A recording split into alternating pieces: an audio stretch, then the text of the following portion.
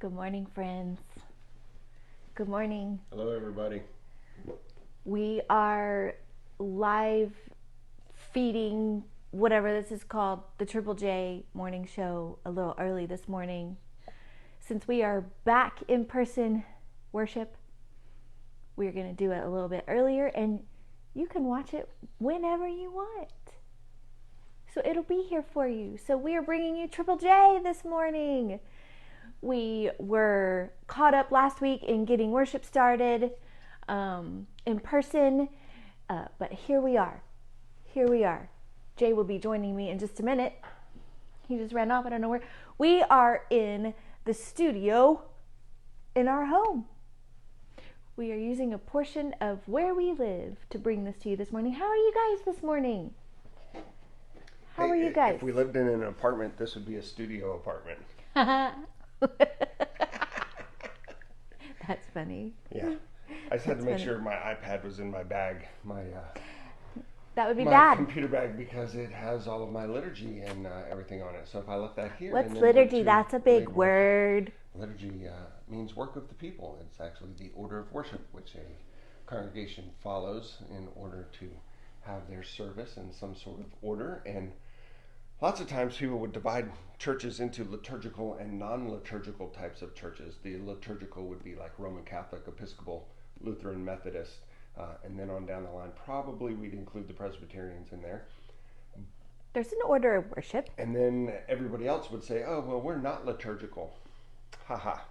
However, if you go to a Baptist church or a Bible church or a community church or a non-denominational church or any of those churches, you go about 4 or 5 weeks in a row and you will see that, in fact, they have an order of worship. And they do the exact same things at the exact same times over and over and over again, because they too want to have order in their worship, because orderly worship is something that we value as It's not just that we value, yeah, right, I would say. Right, that people value. And so they don't tend to Paul just go valued off it the a rails. lot. Now, there are congregations that don't have that. The congregations more of the Pentecostal nature would Holy be a Spirit little bit moves. looser. Mm-hmm. Yes. Yeah. It's all good. Right. It's all good. We didn't know we were going to be talking about, Yeah, that was not the plan. church behavior. And what we would say is that It's all good. It really is all good. It is all good. Yeah. My favorite Jesus analogy, shows up in it all. My favorite analogy is that the construct of the church at this point in time is really like Baskin Robbins. What? 31 flavors. But it's all ice cream. As long as it's ice cream, we're good. Right? I mean, doesn't matter what flavor you like. You like chocolate? You like pistachio? I hate pistachio ice cream. Sometimes I like to mix it crime up. against nature. What is the point Sometimes of that? I like Jamocha almond fudge and daiquiri ice. Daiquiri ice is my all-time Daiquiri favorite. ice is all But I time love a Jamocha almond fudge as well. Yeah. And so sometimes, I don't even know if they carry those flavors in them. How long has it been since we've been to a Baskin Robbins? It's been a long Jacob time. Work? He worked at that ice cream place. Cold Stone. We are all about labels today. I think, when you go, I think you're supposed to cover up. In the movies and stuff, they always cover up so that we're not labels and places, and so we're not proclaiming sponsorship by somebody who has not sponsored us. Right. Or But we're not giving free advertising to Grace Church. All I'm saying is sometimes you need a McDonald's coffee. Yeah, a big one. You don't have time to make it yourself. I went and got her a coffee this morning. Isn't that the sweetest? That's the kind of husband I am. Guys, yeah. Everybody needs somebody in their life that recognizes they're going to need something, and then they go get it for them. Unfortunately, acts of service is not her love language, so doesn't really count. Gets me nowhere. Let's talk. Nowhere at all. Hold on. Let's talk about love languages. There are 5 identified ways that people feel and receive, experience love, right? As in the language that they speak, right? So they understand it and they hear it and they. It's how we receive it. It's also how we give it, because what we receive, we also give. This comes from Gary Chapman. This is not our idea. Gary Chapman not at wrote all. a book called The 5 Love Languages. Right. It's fantastic.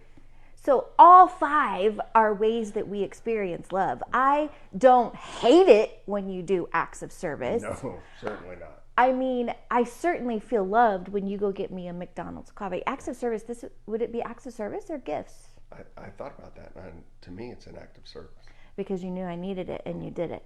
Yeah.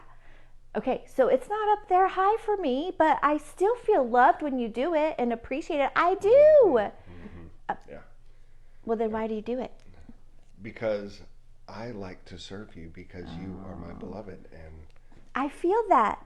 And I'm thankful for that. And everybody needs a beloved who is willing to serve. Both, we have to serve each other. Indeed. Yeah. So acts of service is, do y'all want to know what the other 5 are?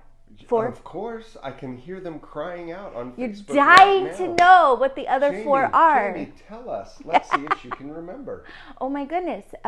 Quality time, physical touch, acts of service, gifts. Oh no. She's showing her weak spot. Acts of service, gifts. What? Words of affirmation. Oh yeah. Wait, duh. How do I forget that one? That one's pretty high for me. Words of affirmation. Words of affirmation. That's not my weakness. I'm just kidding. People tell me I am an encourager. You are an encourager. You're a cheerleader for sure. You're also a truth teller. Those two things don't always go together. I cheerlead and I tell the truth. I tell the truth in a very enthusiastic way. Positive and enthusiastic. You really suck. Yeah. That was the worst thing ever. That's funny. Maybe I do that. A terrible cheerleader. Look, we could come up with a whole thing. Terrible cheerleader. That was not the way you should do that. Woo! Anyway. Let's try again. So, if you've never joined us for the Triple J Show before, congratulations. Welcome. To the show. I'm Jay. This is Jamie. We don't have a script. We just kind of follow where we want to go because our idea here is that we want to invite you into the conversations that we have in our home around our dinner table, often to the chagrin of our children, and just amongst ourselves as we explore and discover and engage our life of faith with God. And so it's going to kind of go all over the place sometimes. And right now, we're really supposed to be introducing Galatians. Yes. Because we are starting a new series at our church. Yeah. Today, I will be preaching on Galatians, and Who will be preaching? I'll be preaching. What? Maybe I shouldn't announce that now. So there were some football games yesterday that distracted me big time. You know, our beloved Red Raiders. The sermon may not be as refined as I had hoped it would be. Yeah. So the Red Raiders were 27-point dogs going into the game yesterday, and after the poor first game performance by our team, we thought that, man, this was going to be pretty bad. So the plan was watch the first quarter, and then Jamie would be able to take I really thought, hey, I can watch the first quarter. I can see my Red Raiders. Yep. I won't want to watch anymore. I can exit and go finish polishing up. But not only was the game worth watching the entire game, it went into overtime. So, yeah. Very disappointing loss. But, you know, I was thinking about this earlier. You know, everybody was slamming Coach Wells yesterday online and very disappointed with that last 3 minutes and 13 seconds. But you know what? How about we reframe? Okay. Reframe the experience. That was not what you were saying. Hey, guess what, Red Raiders? You just took the number 8 team in the country to overtime. Thank you. I mean, that took you some time to get there. Come on. Yeah, it was not. Does it ever take you guys time to get to a good place? Do you ever stomp around the house and wait, are you suggesting say words that are not affirming? Our initial experience, our initial reaction might not always be the best? Maybe. And sometimes it takes time to process and come to the place of seeing the other side or seeing a broader picture. Yeah. They played their hearts out, man. They did. They played their hearts out. There were some mistakes. Sure. There were some mistakes. Yeah, there was on the field and on the sidelines. Mm-hmm. There was some mistakes. Every football game has them, right?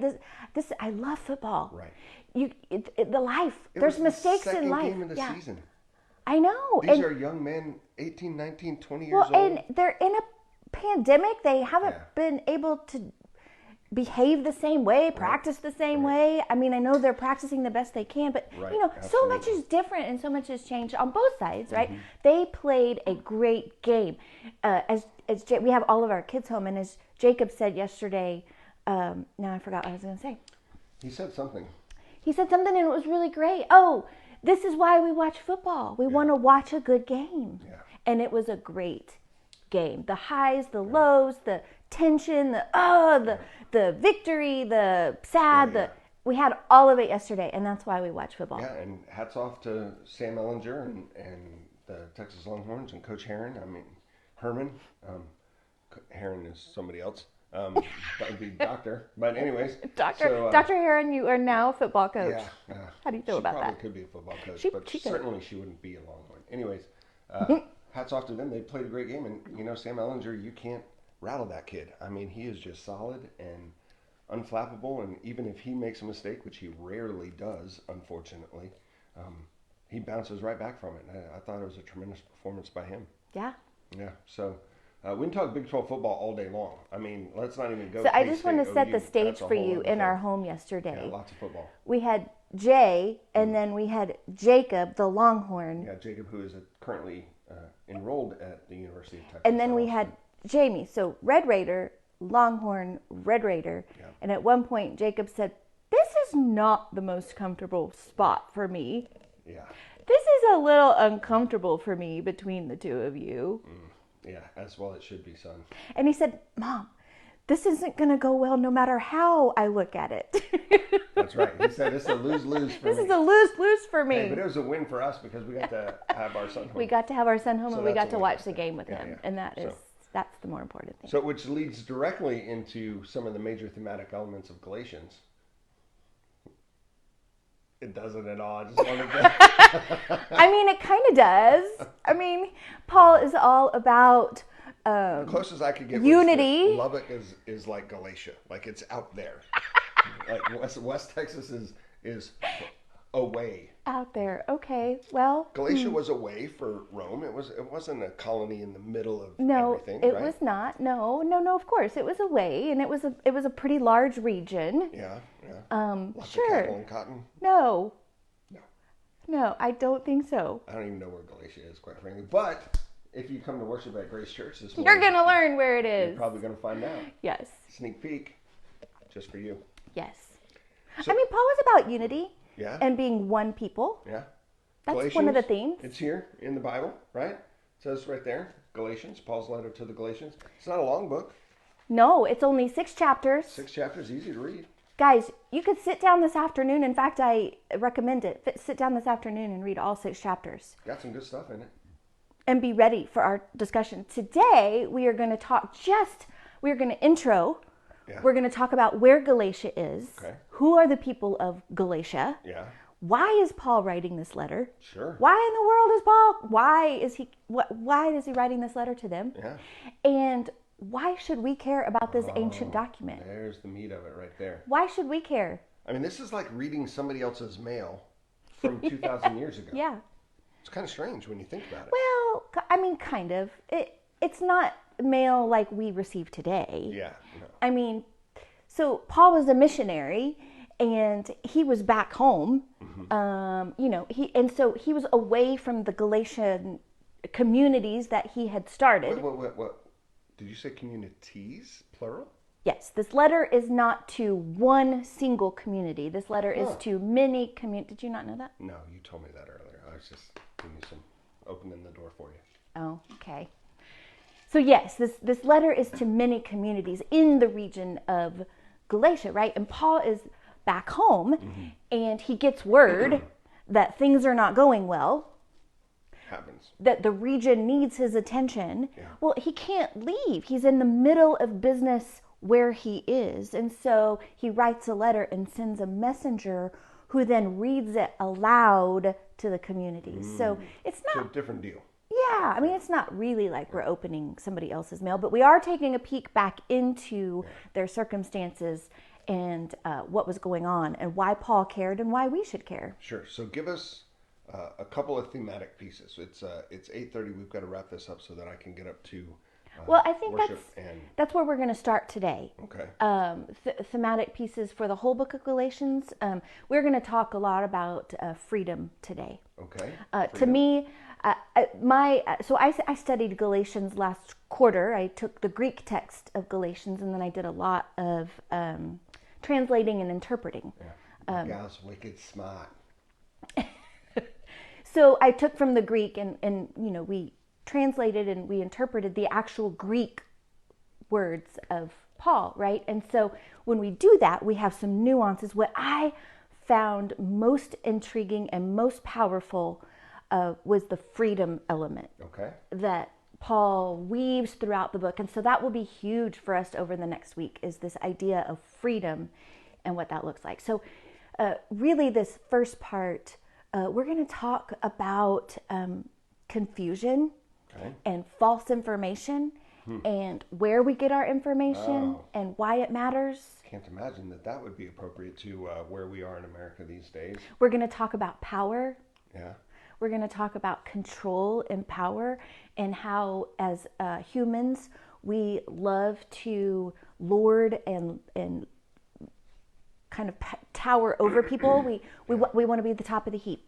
Yeah, Jesus kind of said that to the disciples, right? He said, the Gentile leaders lord it over their people, but I say to you, I have come as one who serves, so you come as those who serve. That's a very different perspective on power that Jesus gives us than the world gives us, than we usually practice. So, and you mentioned unity also a couple times already. Yes, so unity, another one. Absolutely. So the whole reason, I'm really giving away my whole sermon. Yeah, it's tricky, right? Yeah. Don't share all the good stuff. Paul really, really cares about the oppressed people. Paul really cares, and I believe that's why he missions. That's why he missions, is he cares about the people who do not know Jesus and who are underneath this power structure. And what he wants for them is freedom. And so Paul really cares about that. And when we find freedom, real freedom, and we experience real freedom, we don't have this need to stack upon each other, and we become more unified. We become more of one body. So as a missionary, what God was doing through Paul was he was unifying his people. All of God's people became one through the work of Paul. So this freedom that Paul talks about then is not simply one aspect of freedom. It's not just political freedom or economic freedom or sociological freedom or spiritual freedom. The freedom is deeper than that. Okay. I The can't freedom. wait to hear more about it. Well, we're not going to hear about that today. I know. Chapter 5, verse 1 is really where we're going to get into talking about what kind of freedom. How we understand freedom very differently, especially in America. And the kind of freedom Paul was talking about was not how we understand it. Very interesting. Yeah. All right. So there you have it, boys and girls, friends and neighbors. We are so glad to have you with us for this a little bit shortened version of the Triple J show as we roll this out and get back to in-person worship at Grace Church. Yes. And love for you to join us. If you're here in San Antonio and you're looking for a place to come and praise God today, then we'd always love to have you with us at Grace Church. And if you can't, we're online. Yeah, we are. Join us here. We'll be streaming online as well. Facebook, YouTube, our website. Yeah. gracechurchsa.org. Boom. There we go. We're out. We'll see you next week, and y'all have a great one. All God right. bless. Bye. Peace. And there's the microphone.